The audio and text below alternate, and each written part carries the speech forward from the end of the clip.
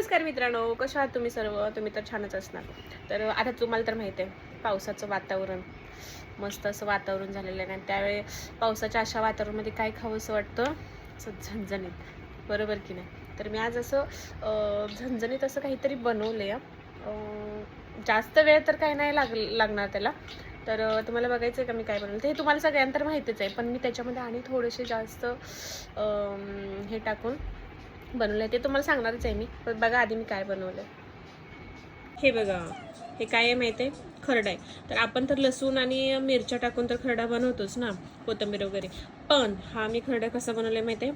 कांद्याची हिरवी पात, लसूण, हिरवी मिरची, जिरं, थोडंसं कढीपत्ता टाकले, थोडंसं टेस्ट छान यायला आणि चवीपुरतं मीठ टाकलेलं आहे. तर तुम्ही बघितलेलीच आहे माझी रेसिपी. मी थोड्या वेळात बनवलेलं आहे आणि त्याला काही टाईम लागत नाही. मी काही त्याला भाजलं वगैरे काहीच नाही आहे. पण एवढी टेस्ट झाले ना, बापरे!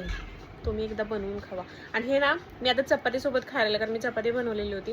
तुम्ही हे जर ज्वारीच्या भाकरीसोबत हे अशा पावसाच्या वातावरणामध्ये जर खाल ना, मस्तच लागेल. बघा मग तुम्ही पण बनवू शकता. आणि हां, तुम्हाला जर अजून समजलं नसेल ना मी कशी बनवले, तर कमेंटमध्ये नक्की सांगा. मग मी ह्याचा व्हिडिओ पण करून हे करेन, पोस्ट करेन.